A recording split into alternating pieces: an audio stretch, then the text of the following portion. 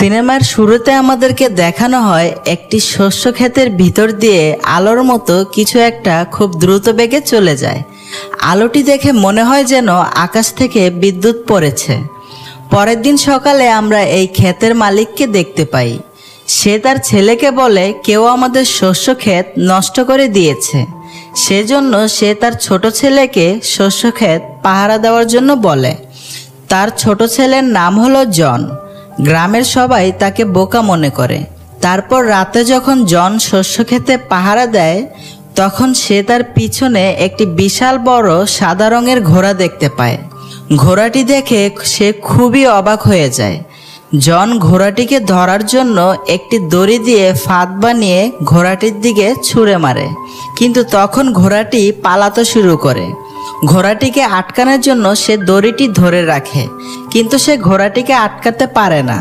তারপর সে দড়িটি ধরে ঘোড়াটির পিছন পিছন যেতে থাকে, যার ফলে শস্য ক্ষেতের ফসল অনেক বেশি পরিমাণে নষ্ট হতে থাকে।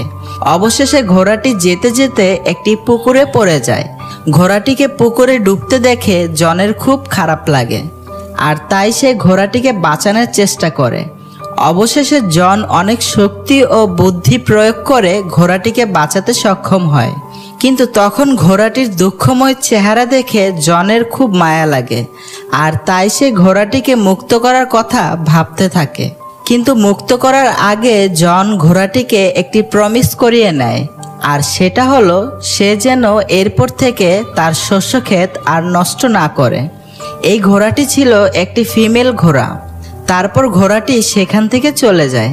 পরের দিন সকালে জনের ঘুম ভাঙার পর সে দেখতে পায় আস্থা বলে অনেক সুন্দর সুন্দর দুটি ঘোড়া তার সামনে দাঁড়িয়ে আছে, যার পাশে আরেকটি ছোট ঘোড়া ছিল। আর এটা ছিল সেই ঘোড়াটির বাচ্চা যেটাকে রাতের বেলা শস্য ক্ষেতে জন দেখেছিল। বাচ্চা ঘোড়াটি জনকে বলে, আমার মা তোমার ব্যবহারে খুব খুশি হয়েছে, আর তাই তিনি এই দুইটি ঘোড়া তোমাকে উপহার দিয়েছেন। এই কথা শোনার পর জন খুশি হয়ে ঘোড়া দুটিকে দেখতে থাকে।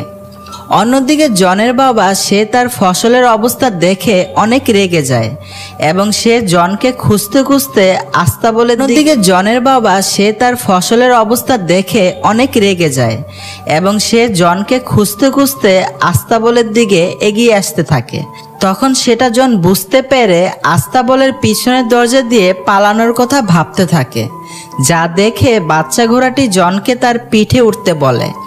জন ঘোড়াটির পিঠে ওঠার পর ঘোড়াটি এত জোরে দৌড়াতে শুরু করে যে অল্প সময়ের মাঝে তারা অনেক দূরে চলে আসে, যা দেখে জন অনেক অবাক হয়ে যায়। তাছাড়া জন চাইতো না বাকি দুটি ঘোড়া সম্পর্কে তার বাবা জানুক। তার কথা মতো বাচ্চা ঘোড়াটি এখান থেকে ওই ঘোড়ার দুটিকে ডাকতে থাকে, এবং তার ডাক শুনে সাথে সাথে ওই ঘোড়া দুটি তাদের কাছে চলে আসে।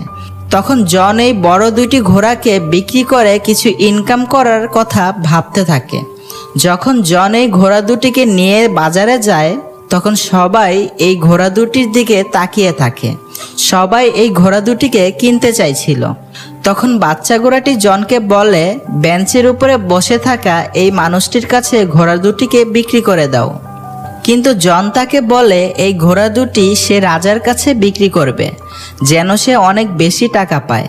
তারপর জন ঘোড়া দুটিকে রাজার কাছে নিয়ে যায়। তখন রাজার মন্ত্রী রাজাকে বলে, ঘোড়া দুটি এই ছেলেটির হতেই পারে না, সে হয়তো ঘোড়া দুটি চুরি করে এনেছে। সেজন্য তারা জনের কাছ থেকে ঘোড়া দুটিকে নিয়ে নেয়, কিন্তু পরিবর্তে তারা জনকে 1 টাকাও দেয় না। তখন জনের মন খারাপ হয়ে যায়। এটা দেখে বাচ্চা ঘোড়াটি ওই ঘোড়া দুটিকে ডাকতে থাকে, যে ঘোড়া দুটিকে রাজা নিয়ে গিয়েছিল আর রাজার গাড়ি টানছিল। তখন সেই ঘোড়া দুটি ডাক শুনে জনদের কাছে আসতে শুরু করে, যে কারণে রাজার গাড়িটি আটার বস্তার উপরে পড়ে যায়, যার কারণে রাজার পুরো চেহারা মিস্টার বিনের মতো হয়ে যায়। কিন্তু রাজা প্রজাদের সামনে জনকে কিছুই বলে না, কারণ এতে জনের কোনো দোষ ছিল না। তারপর রাজা জনকে ঘোড়া দুটির দাম দিতে চায়। তখন রাজার একজন লোক রাজাকে বলে, জনকে আমাদের সাথে কাজে রেখে দেন, যেন আমরা তার কাছ থেকে ওই অপমানের বদলা নিতে পারি। তখন রাজা জনকে এই ঘোড়া দুটির দেখাশোনার কাজে রেখে দেয়। জনও এই কাজ করার জন্য রাজি হয়ে যায়। আস্তে আস্তে জনের ভালো পরিশ্রম ও বুদ্ধি দেখে সবাই জনকে ভালোবেসে ফেলে। কিন্তু রাজা জনের উপরে রেগেছিল। তখন রাজার একজন লোক রাজাকে বলে, জনকে এমন কোনো কাজ দিতে হবে যেটা সে করতে পারবে না, আর এটার পরিবর্তে আমরা তাকে মেরে ফেলব। তখন রাজার ওই লোক রাজাকে বলে, জনকে ফায়ারবার্ড আনতে বলুন। আজ পর্যন্ত এই ফায়ারবার্ডের কাছে কেউ যেতে পারেনি, আর জনও এই ফায়ারবার্ড নিয়ে আসতে পারবে না। আর না আনতে পারার কারণে তখন আমরা তাকে ফাঁসি দিয়ে দিব। এরপর রাজা জনকে ফায়ারবার্ড আনতে বলে। জনও ফায়ারবার্ড আনার জন্য রাজি হয়ে যায়। তখন বাচ্চা ঘোড়াটি জনকে বলে, তোমার রাজি হওয়া একদমই উচিত হয়নি, কারণ ফায়ারবার্ড নিয়ে আসা এতটাও সহজ কাজ নয়। যেহেতু জন রাজাকে কথা দিয়ে ফেলেছে, তাই সে ঘোড়াটির পিঠে চড়ে বিদ্যুতের গতিতে একটি জঙ্গলের দিকে চলে যায়। ঘোড়াটি সর্বপ্রথম জনকে একটি গাছের কাছে নিয়ে যায়, আর তাকে বলে ফায়ারবার্ড এই বাদাম খেতে খুব পছন্দ করে। এটা খাওয়ার পর সে গভীর নিদ্রায় চলে যাবে। তারপর তারা দুজন সেই জায়গায় চলে আসে যেখানে ফায়ারবার্ড আছে। আসলে ফায়ারবার্ড মাটির তলায় থাকে, সেজন্য তারা মাটির উপরে এই বাদামগুলিকে ছড়িয়ে দেয়। ফায়ারবার্ড এই বাদামের গন্ধে মাটির উপরে চলে আসে এবং সব বাদাম সে খেয়ে ফেলে, আর সেখানেই ঘুমিয়ে পড়ে। জন তাকে ধরার জন্য কাছে যায়, কিন্তু তখনই তার ঘুম ভেঙে যায়। ফায়ারবার্ড তখন জনের পিছু করতে থাকে। তখন জনকে মেরে ফেলার আগে জনের কাছে যে শেষ বাদামটি ছিল সেটা ফায়ারবার্ডকে দিয়ে দেয়। এর ফলে সেটা খেয়ে ফায়ারবার্ড আবার ঘুমিয়ে পড়ে। পরের দিন সকালে ফায়ারবার্ডের ঘুম ভাঙার পর সে দেখতে পায় জন তাকে শিকল দিয়ে বেঁধে রেখেছে। তাই ফায়ারবার্ড তখন কাঁদতে থাকে। এটা দেখে জনের খুব মন খারাপ হয়ে যায়, তাই সে ফায়ারবার্ডকে মুক্ত করে দেয়। তখন ফায়ারবার্ড উড়ে চলে যায়, আর যাওয়ার সময় জনকে তার একটি পালক দিয়ে যায়। তারপর জন রাজার কাছে ফিরে আসে।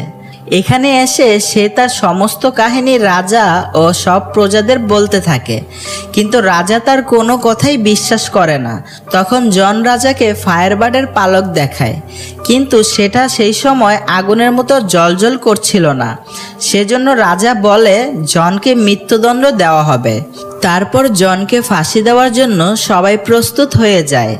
জনকে মারার সময় সেখানে হঠাৎ ফায়ারবার্ড চলে আসে, আর সবাই বিশ্বাস করে নেয় যে জন সব সত্যি কথা বলেছে। তাই রাজা তখন তাকে আর শাস্তি দিতে পারে না, কারণ তার কাছে জনকে মারার জন্য আর কোনো কারণ ছিল না। তখন রাজা জনকে না মারতে পেরে সে জনের প্রতি আরও বেশি রেগে যায়। তাই সে যে কোনো উপায়ে জনকে মারতে চায়। তখন রাজার মন্ত্রী রাজাকে আবার পরামর্শ দিতে থাকে। সে রাজাকে বলে জনকে এবার বরফের দেশে রাজকুমারীকে নিয়ে আসতে হবে, আর সে কোনোভাবেই রাজকুমারীকে নিয়ে আসতে পারবে না। আর তখন আমরা জনকে মেরে ফেলবো। আর যদিও সে রাজকুমারীকে নিয়ে আসে, তাহলে আপনি তাকে বিয়ে করে নেবেন। মন্ত্রীর এই কথাগুলি রাজার খুব পছন্দ হয়। তাই রাজা জনকে বরফের দেশের রাজকুমারীকে আনতে পাঠিয়ে দেয়। এরপর জন তার ঘোড়াটিকে নিয়ে বরফের দেশে চলে আসে। সেখানে তারা একটি বিশাল বড় পাহাড়ে একটি বরফের দরজা দেখতে পায়। তারা বুঝতে পারে না যে এই দরজা তারা কিভাবে খুলবে। তখন সেখানে ফায়ারবার্ডের একটি পালক এসে বরফের দরজাটির ভিতরে ঢুকে পড়ে। তারপর সব বরফ গলে যায়। এখানে ঘোড়াটি এই বরফ গলা পানিতে ভেসে যাচ্ছিল। তখন জন ভিতরে প্রবেশ করে, কিন্তু সে এটা জানতো না যে এখানে আসলে কোনটা রাজকুমারী, কারণ এখানে অনেক মেয়েই একই রকমভাবে শুয়েছিল। আর তখনই ফায়ারবার্ডের একটি পালক এসে একটি মেয়ের সামনে যায় এবং মেয়েটি গরম অনুভব করার কারণে তার ঘুম ভেঙে যায়। তখন জন বুঝতে পারে যে এটাই আসল রাজকুমারী। জন রাজকুমারীকে বলে, আমাদের দেশের রাজা আপনাকে বিয়ে করতে চায়। তখন রাজকুমারী জনকে বলে, আসল হিরো তো এখন আর বেঁচে নেই, সেজন্য আমি আর বিয়ে করতে চাই না। তোমাদের রাজা যদি অনেক বাহাদুর আর হিরো হতো, তাহলে সে নিজেই আমাকে নিতে আসতো। এই কথা বলার পর রাজকুমারী উপর থেকে নিচে লাফিয়ে পড়ে। জন নিজের প্রাণের কথা না ভেবে সে রাজকুমারীকে বাঁচানোর জন্য সে নিজেও লাফিয়ে পড়ে। তারা দুজনই মাটিতে পড়ার আগে সেখানে ঘোড়াটি উড়ে এসে তাদের দুজনকেই বাঁচিয়ে নেয়। এরপর রাতের বেলা তারা দুজন জঙ্গলে শুয়ে থাকে। ধীরে ধীরে জন আর রাজকুমারী তারা একজন অন্যজনকে পছন্দ করতে শুরু করে। পরের দিন সকালে জন রাজকুমারীকে নিয়ে রাজমহলে ফিরে আসে। তখন রাজা জনকে দেখে খুব রেগে যায়, কারণ সে আবারও জনকে মারতে পারবে না। না চাইতেও রাজা জনকে উপহার দেয়। তারপর রাজা রাজকুমারীকে বলে, আমি তোমাকে বিয়ে করতে চাই।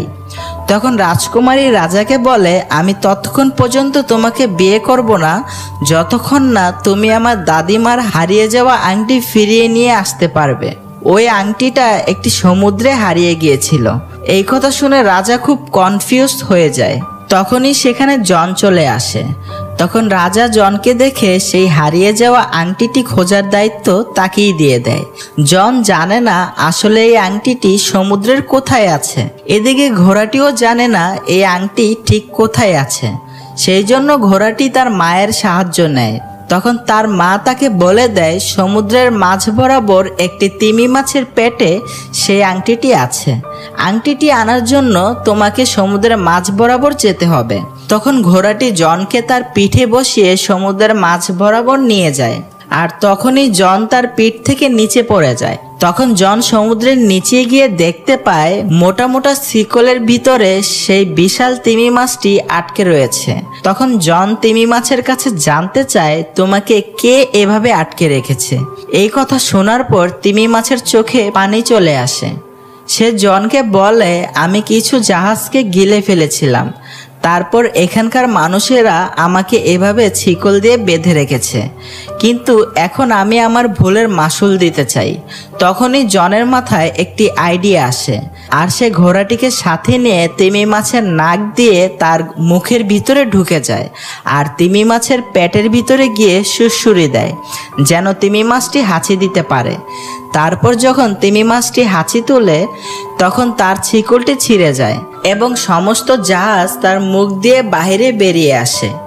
এরপর তিমি মাছটি মুক্ত হয়ে সেখান থেকে চলে যায়। তারপর জন যখন সমুদ্রের কিনারায় আসে তখন সেখানে একটি কাঁকড়া আসে। কাঁকড়াটি তখন ওই হারিয়ে যাওয়া আংটিটি নিয়ে আসে, যে আংটি নেওয়ার জন্য জন এখানে এসেছিল। কাঁকড়াটি জনকে বলে, তিমি মাছ সব মানুষের মনের কথা জানতে পারে, আর তাই সে তোমার জন্য এই আংটিটি পাঠিয়েছে। তারপর জন আংটি নিয়ে রাজার কাছে ফিরে আসে। রাজ্যে ফিরে আসার পর সে রাজকুমারীর কাছে আংটিটি নিয়ে যায়। আংটি দেখে রাজকুমারী অনেক খুশি হয়ে যায়। রাজকুমারী তখন বুঝতে পারে যে জনই হলো আসল হিরো, আর সে তার জন্য সব কিছু করতে পারবে। সেখানে জনের পিছনে সেই ঘোড়াটিও থাকে, আর তখন তাকে রাজা দেখে ফেলে। রাজা ঘোড়াটিকে গুলি মেরে দেয়।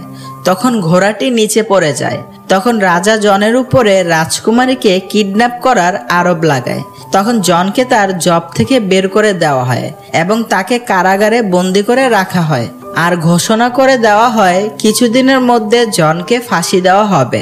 এই কথা শুনে রাজকুমারী ও ঘোড়াটি খুবই কষ্ট পায়। ঘোড়াটির গুলি লাগা সত্ত্বেও সে বেঁচে যায়। তখন রাজকুমারী ঘোড়াকে বলে, রাজা আমাকে বিয়ে করতে চায়, সেজন্য আমি তাকে বলেছি আমাকে বিয়ে করতে হলে তোমাকে আলাদা আলাদা 3টি পাত্রে গোসল করতে হবে। সে রাজাকে বলে, সর্বপ্রথম তোমাকে ফুটন্ত গরম পানিতে গোসল করতে হবে, দ্বিতীয়টিতে বরফের মতো ঠান্ডা পানিতে, এবং তৃতীয়টিতে ফুটন্ত দুধে গোসল করতে হবে। এটা করার পর তুমি আবার যৌবনের সময় ফিরে আসতে পারবে।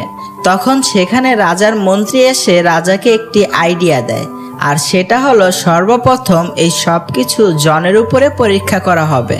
অন্যদিকে যখন রাজকুমারী এই সব কিছু জানতে পারে তখন বলে, জনকে বাঁচাতে হলে ওই ফুটন্ত গরম পানিতে আমার ওই দাদিমার আংটি দিয়ে দিতে হবে, আর দ্বিতীয় পানিতে যেটাতে বরফের মতো ঠান্ডা পানি থাকবে সেটাতে ফায়ারবার্ডের পালক দিয়ে দিতে হবে, আর তৃতীয়টিতে বেতের ফ্লাওয়ার দিয়ে দিতে হবে, আর এই ফুল দুনিয়ার শেষ প্রান্তে পাওয়া যায়।